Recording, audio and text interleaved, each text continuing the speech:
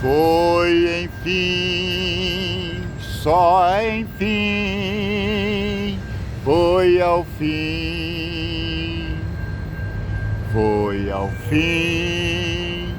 que enfim descobri meu pecado recaiu em Jesus. Só então os meus olhos se abriram. Regozijo-me agora em sua luz. Foi no fim que ao fim percebi meu pecado recaiu em Jesus. Só então, pela fé, meus olhos se abriram e então pude ver a fala dos seus profetas. Saudações, vigia das pessoas. Estamos vendo os grandes profetas maiores. Hoje vamos continuar em Ezequiel.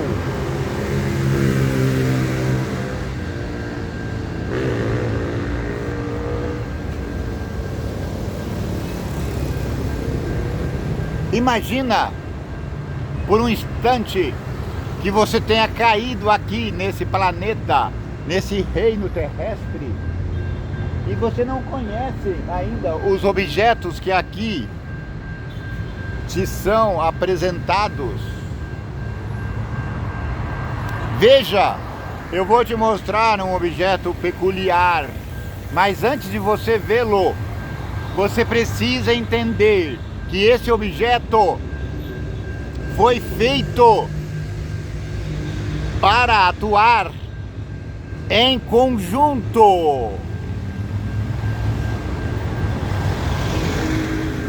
Não necessariamente ao mesmo tempo.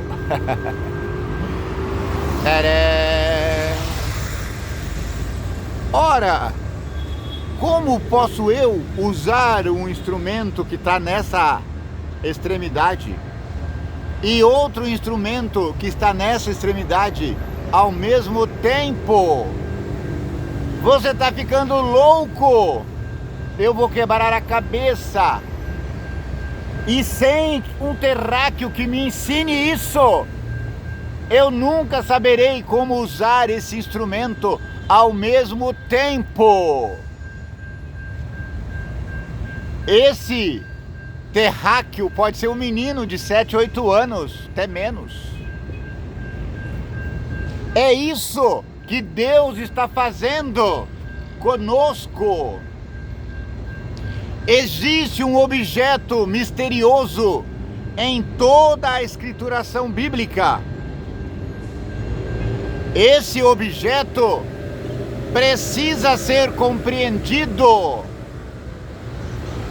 E Deus traz informações aos profetas.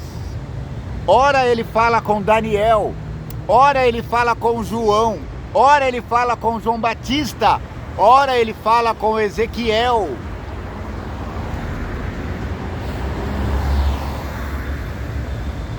Geralmente, seus profetas são levados ao extremo da dor para que possam compreender as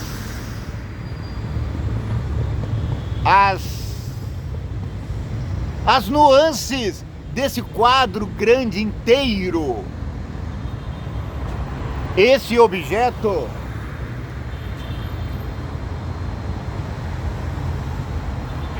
é o santuário,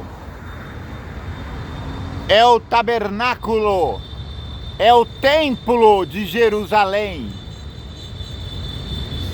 E o menino que vai nos dizer como utilizar esse objeto são os profetas. A maioria deles deu a vida por essa causa.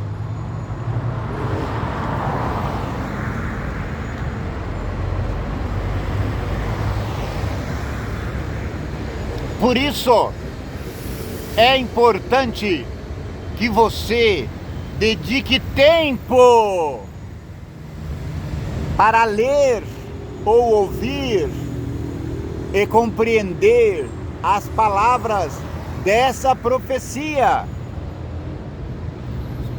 Saudações, cavaleiro. Vá com Deus. Amém. O profeta recebeu um livrinho, um rolo. Os livros antigamente eram em forma de rolo. Eram assim. Eram pergaminhos enrolados e eles escreviam dentro e fora para aproveitar o material. Um rolo pergaminho era coisa caríssima, custosa, valia montes de dinheiro. E ele pegou esse rolo e ele comeu. E na boca era doce como mel. De quem que eu tô falando?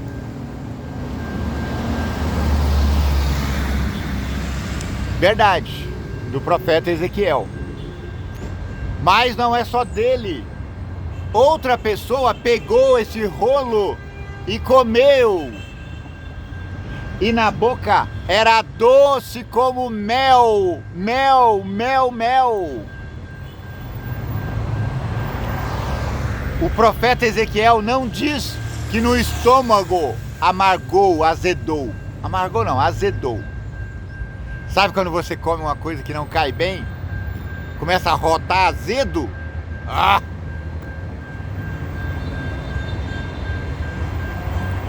Isso aconteceu com o profeta João.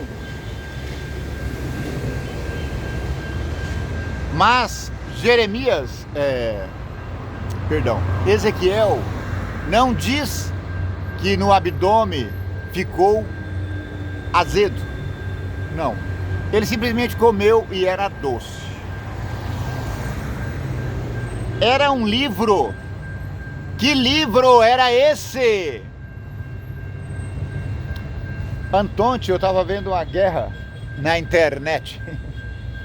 Um padre muito bom, parece que Paulo Ricardo, estava discutindo com o pastor Silas Malafaia, porque o padre disse que o livro, a Bíblia, veio depois da igreja. E o pastor Silas Malafaia disse: heresia!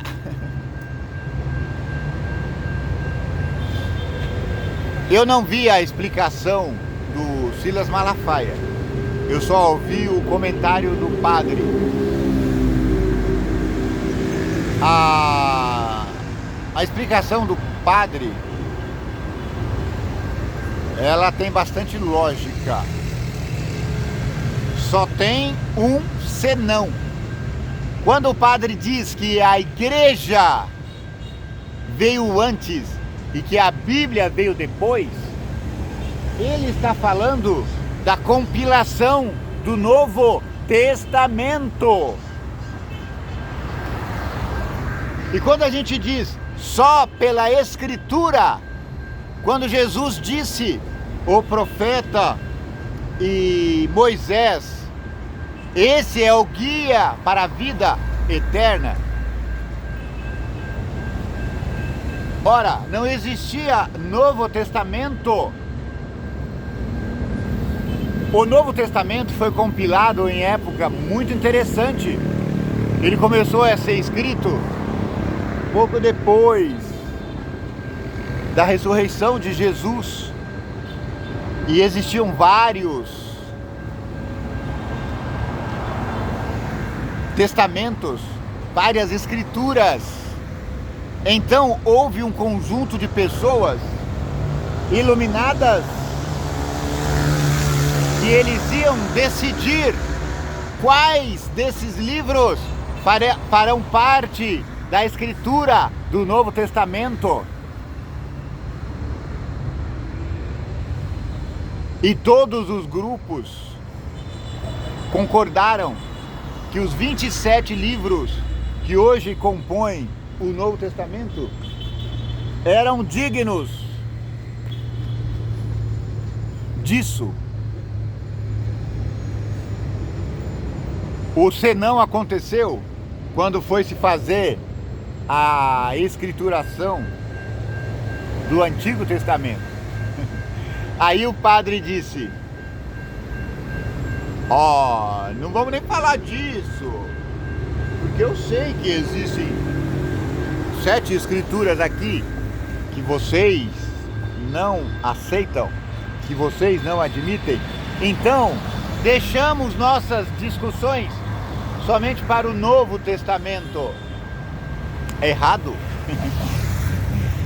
Uma vez confirmada que os 27 livros fariam parte do compêndio sagrado chamado Bíblia,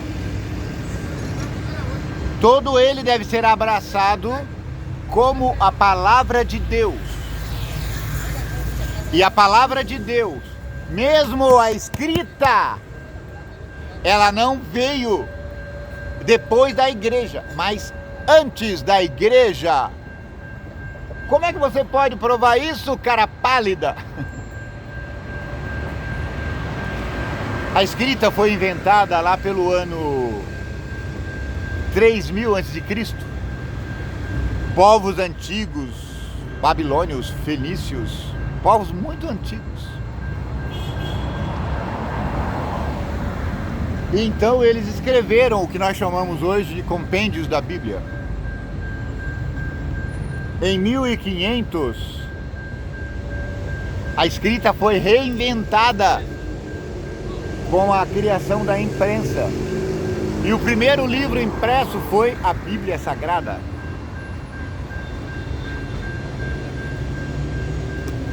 Então, para dirimir essas dúvidas, eu posso afirmar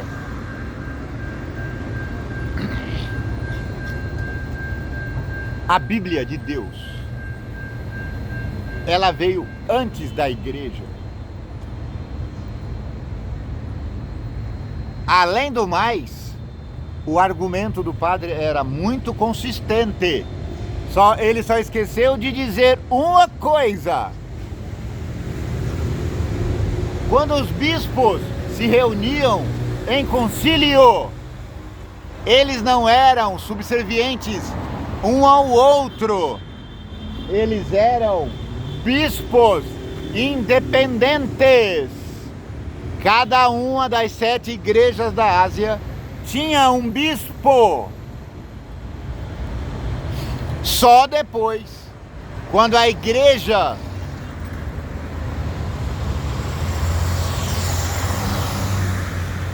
decidiu que ela era nascida primeiro do que a Bíblia, só nessa época que o bispado de Roma passou a ser o chefe de todos os outros. É por isso que quando a gente fala a igreja, a gente não pode lembrar somente da igreja apostólica romana. Não, porque são 7 igrejas na Ásia, inclusive Roma. Quando o concílio se reuniu para rechaçar as heresias, porque eles queriam dar outro significado a Cristo. Então se reuniu e se formou o que nós entendemos hoje por credo. Muito bem, falado isso, e ainda na introdução,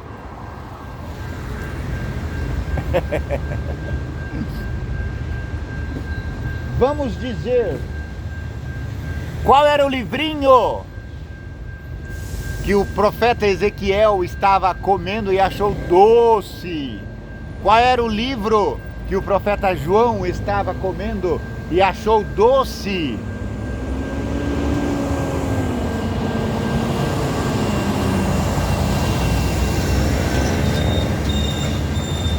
Ora,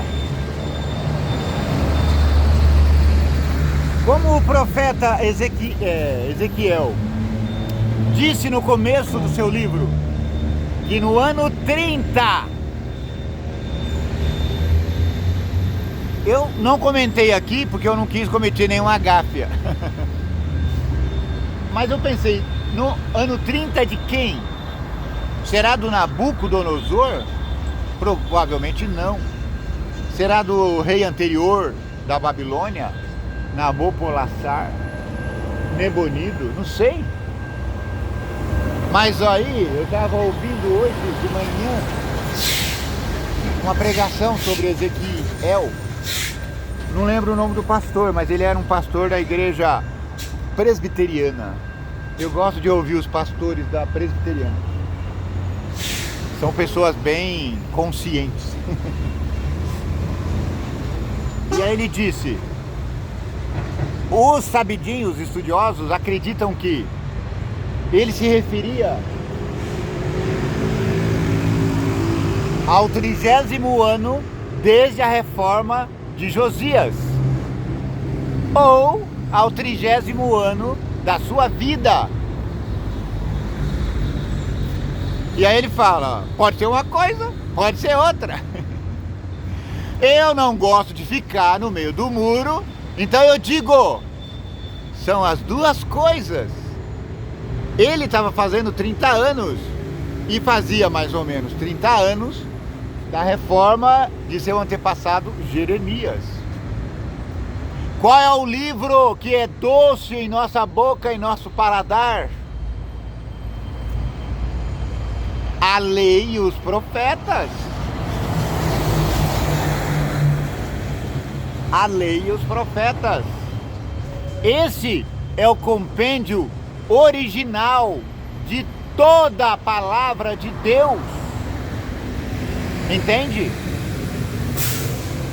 Depois disso, homens santos de Deus falaram e eles tiveram suas vozes corrigida, observada por homens sabidos, e decidiu-se que essa coleção de 27 mais 29 livros seriam a Bíblia Sagrada.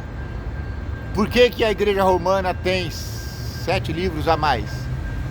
Porque a Igreja Romana, ela discordou da atitude dos judeus, porque os judeus acharam que por bem colocar esse compêndio de 66 livros e chamá-los Bíblia Sagrada.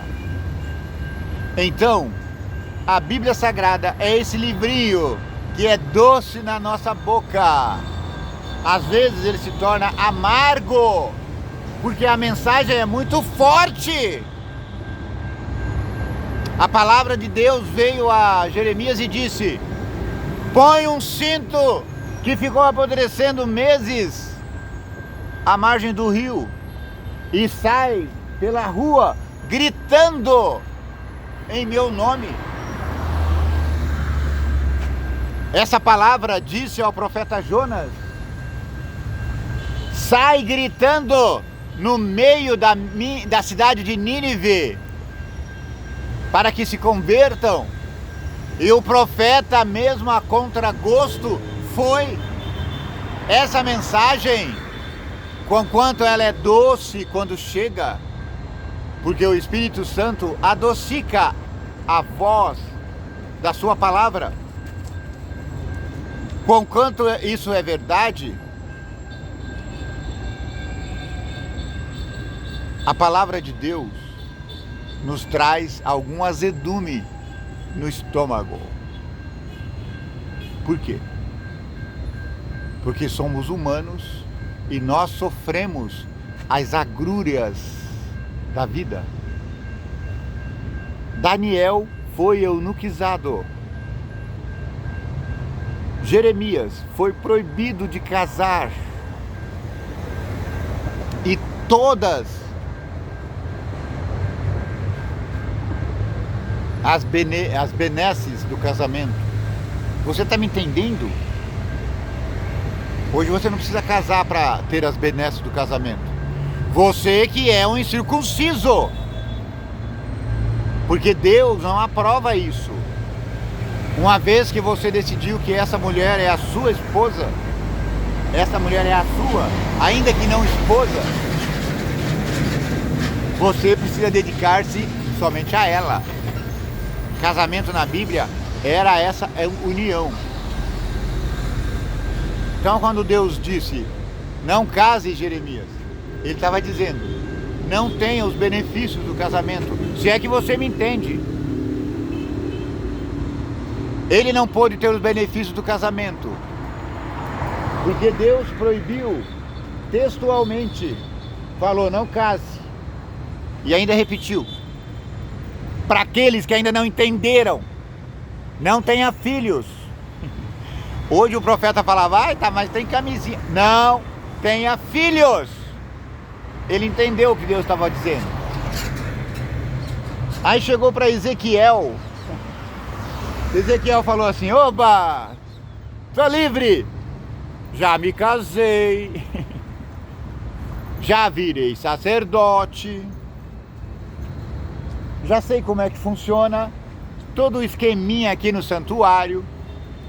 Eu vou fazer os sacrifícios da manhã e da tarde. Tá tudo muito bom. Aí apareceu o doido do Jeremias falando, não. Isso vai acabar. Não vai ficar pedra sobre pedra. Sobre também não ficará. Aí Ezequiel falou, mas logo na minha vez? Você não se tornará sacerdote, apesar de você ter sido ungido como tal.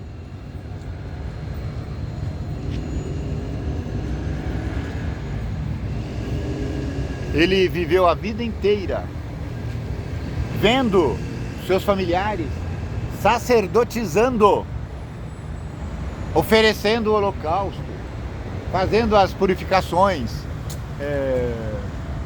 dando as sentenças ao povo de Israel, e ele se encheu com aquilo, e seria a profissão mais amada na vida dele. Só que tem uma coisa, cara pálida, você pode trabalhar na Microsoft, se a Microsoft cerrou as portas, hipoteticamente falando, não, você não pode, apesar de você ter feito todos os cursos, você ter sido aprovado em todas as instâncias, você não pode, porque a empresa cerrou as portas. E foi isso que ele estava ouvindo do profeta Jeremias. Ele falou, não pode acontecer isso. Eu sou sacerdote do Deus Altíssimo. Todos os 9 profetas, todos os 9 sacerdotes estão dizendo que as coisas vão melhorar, que Babilônia será subjugada. Então eu vou continuar. Só tá Jeremias, esse doido. Nem casou. A Bíblia não fala que não pode casar. E ele não estava casado. Mas Jeremias, casadinho. Ezequiel casadinho, falou, não. Logo na minha vez, não. Eu vou acreditar nos profetas que estão falando que Jerusalém subsistirá. Eu vou acreditar nos sacerdotes que estão dizendo que a coisa vai melhorar. Eu vou acreditar no profeta, fugiu agora a palavra do profeta, que profetizou ao rei Ezequias, que disse que o rei Senaqueribe não entraria em Jerusalém. E ele confiou nessa palavra. Só que de repente, num belo dia,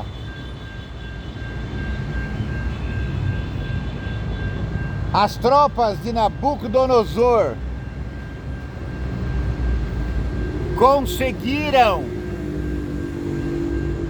entrar em Jerusalém, capturaram o rei Joaquim e pegou todos os nobres,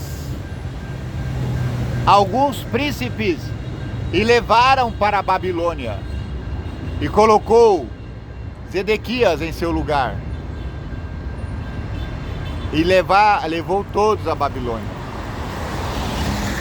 Ezequiel ficou lá sonhando com o dia em que ele voltaria para Jerusalém. Ele sonhava com o dia em que ele sacerdotizaria, exerceria a sua profissão.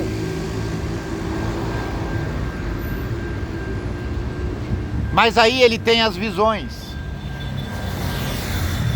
E ele vê o trono de Deus no céu.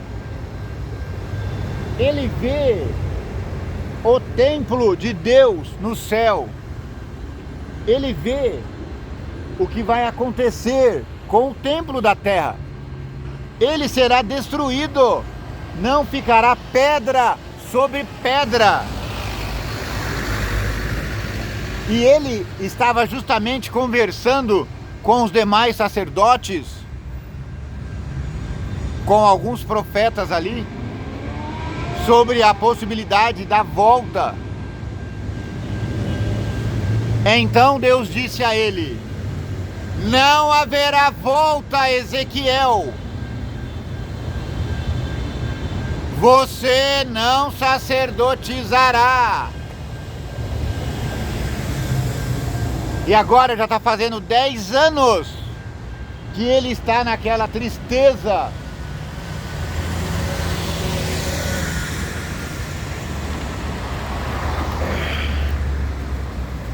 Está nos dias do rei da Babilônia entrar em Jerusalém, tomar todo o ouro da cidade e levar o restante cativos à Babilônia. E aí, como desgraça pouca é bobagem. A sua mulher estava lá numa boa, fazendo as coisas de casa. Teve um ataque repentino, morreu. Ezequiel, sua esposa acabou de morrer. Entupa. Você não vai chorar. Você acabou de ficar viúvo e não pode chorar. Você não vai poder participar do velório.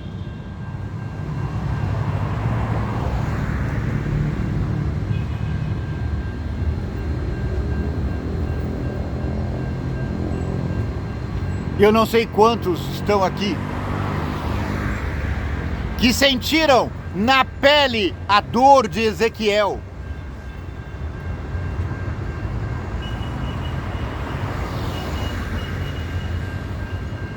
Porque eu não sei quantos aqui estão me ouvindo no monte da internet. Eu não sei quantos que estão aqui acabaram de perder a sua esposa. Provavelmente nenhum de vocês que perderam a esposa tenha sido proibido de chorar por ela. Eu acabei de perder minha esposa, mas eu não fui proibido de chorar por ela.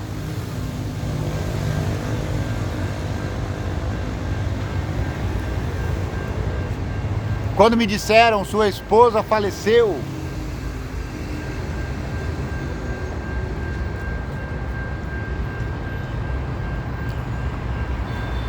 eu senti um misto de espanto e gratidão. Fiquei surpreso porque, sinceramente, eu não cria que ela passaria dessa para melhor. Mesmo porque, há um mês atrás, eu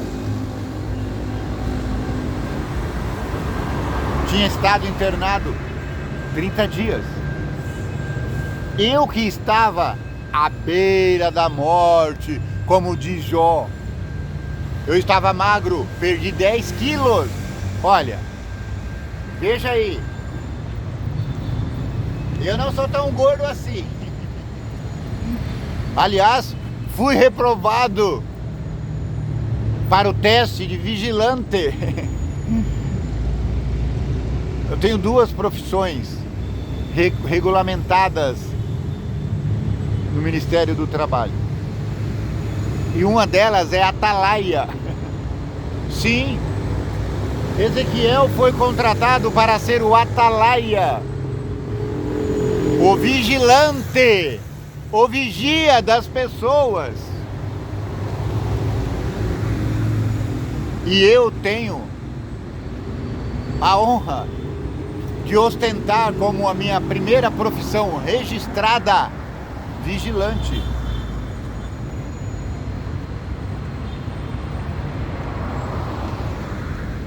Mas eu tive problema para entrar na profissão.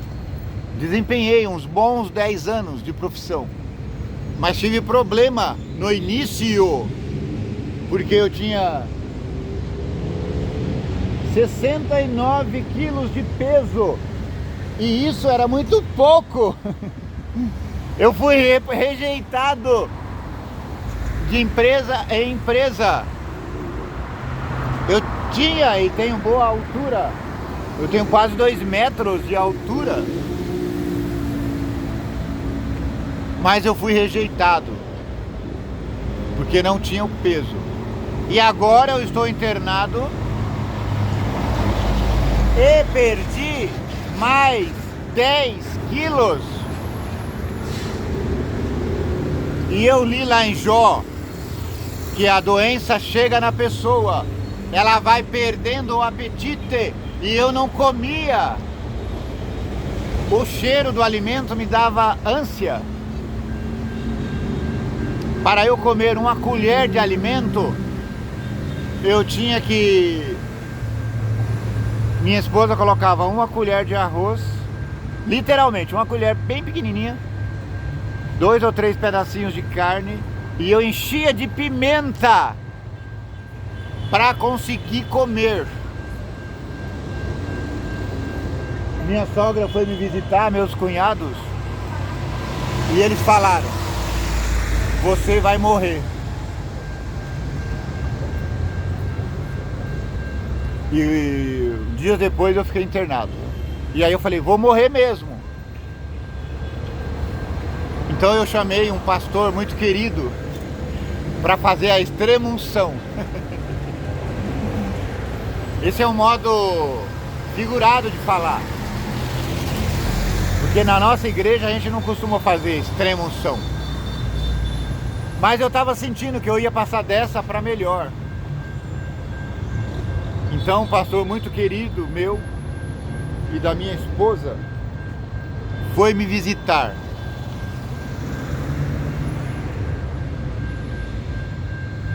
E eu falei na ocasião que quando eu passasse dessa para melhor, a minha esposa deveria arrumar um homem tão bom quanto eu e deveria se casar de novo.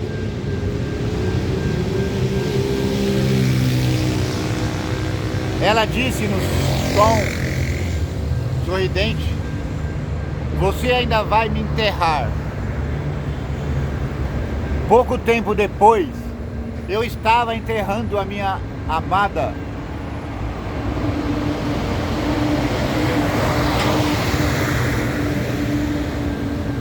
A única mulher da minha vida.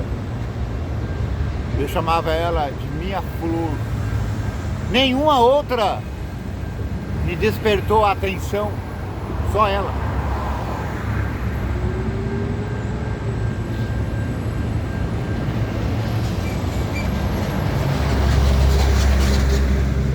E eu fiquei sozinho e triste.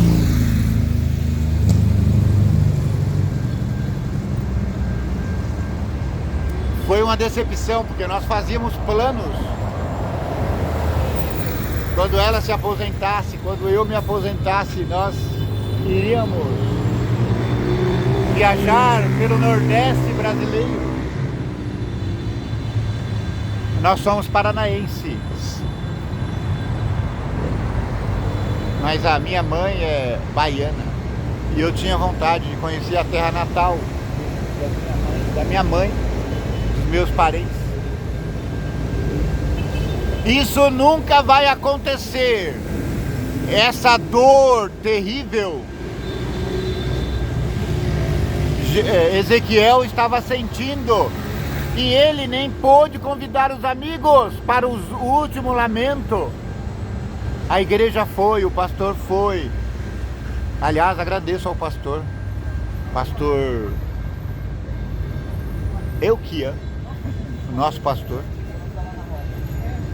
Aliás,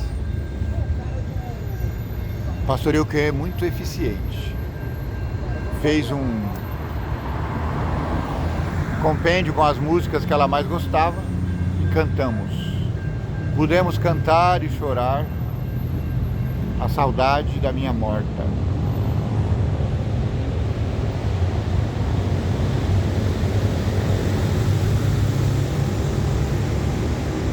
Ezequiel não pôde, porque Ezequiel era profeta, ele não era sacerdote. Ele não tinha que fazer rituais. Ele entendeu que a dor que ele estava sentindo era a mesma dor que Deus estava sentindo ao perceber que Jerusalém, sua amada, o tinha abandonado, estava adorando o Deus Tamuz, estavam adorando os deuses do Egito, o sol, estava fazendo aqueles lagartos na parede, estava uma danura geral. E essa era a tristeza de Deus. Por isso, Deus mandou seu anjo e destruiu toda a cidade. Essa era a dor que Deus estava sentindo. Foi essa dor que o profeta Ezequiel transmitiu ao seu povo. Eu estou de luto e não posso chorar. Deus está de luto. Deus não vai chorar. Porque foi Ele que trouxe a desgraceira para Jerusalém. Porque Ele viu a abominação do seu povo. Ora, se Deus viu a abominação dos profetas, dos sacerdotes mentirosos, se os profetas e sacerdotes estavam fazendo rituais pagãos dentro do templo, no centro da cidade, a pergunta que se faz é: como estava o entorno da cidade? Como estava a periferia? Josias fez uma grande reforma em Jerusalém, tirou todo o pecado da cidade, mas ele não conseguiu tirar toda a idolatria da periferia da cidade, do entorno de Jerusalém.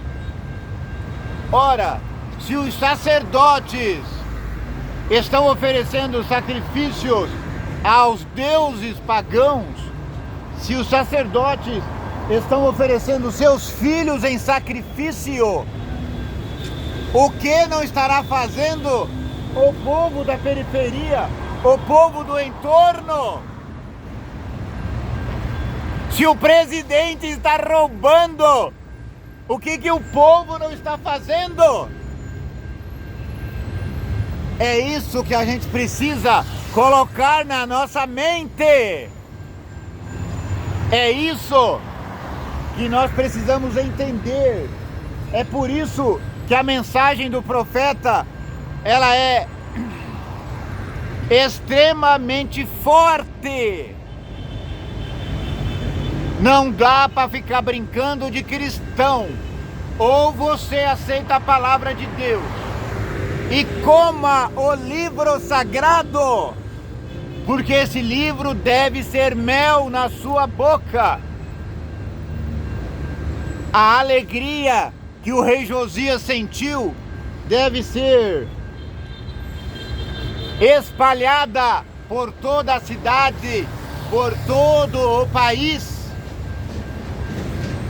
O desdém que o rei Joaquim mostrou ao rasgar a escritura, o livrinho doce, e jogar no fogo queimar,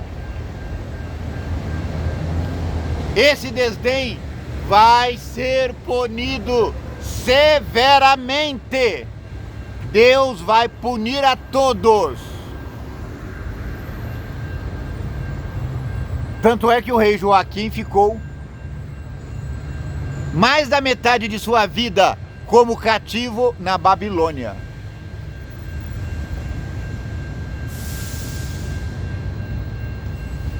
Lembra que eu mostrei a ilustração no começo? Aquele instrumento que você viu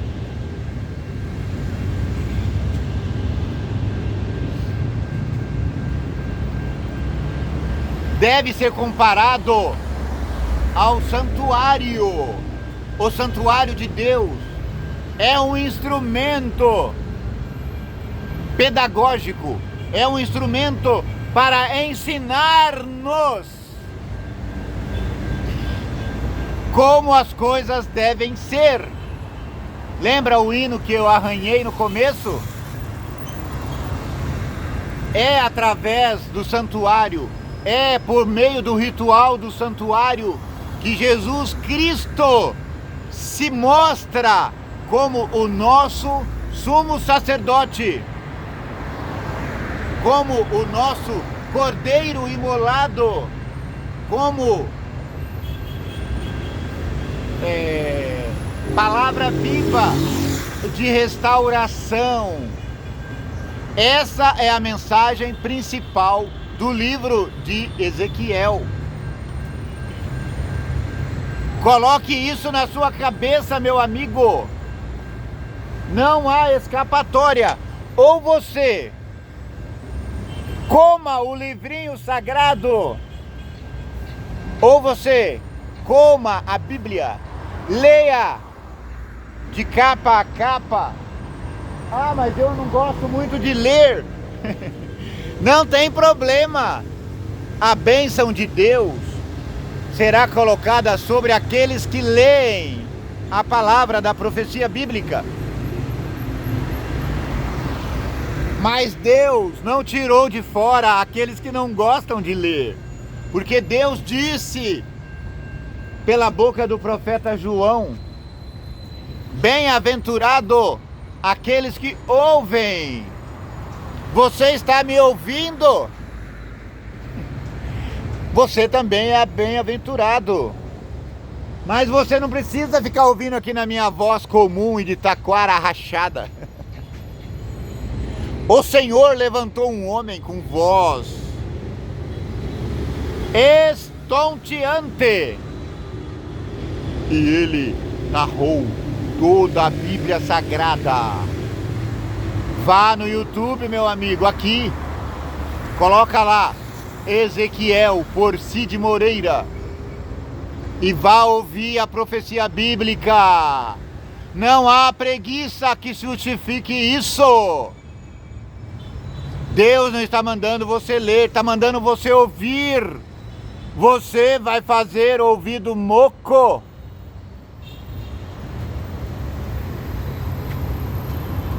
Porque você vai aprender para que serve, como Deus usa o seu instrumento. O templo, aquele templo, em seus estágios, desde a tenda tabernáculo por Moisés, é uma ilustração viva da relação de Deus com o seu povo. Como que Deus vai salvar o seu povo? Através do ritual do santuário. É isso que você precisa entender, lendo os profetas, lendo a lei, lendo Moisés. Que o vigia das pessoas te abençoe e te guarde. Que o vigia das pessoas faça resplandecer o teu rosto sobre ti. Que o vigia das pessoas tenha misericórdia de ti.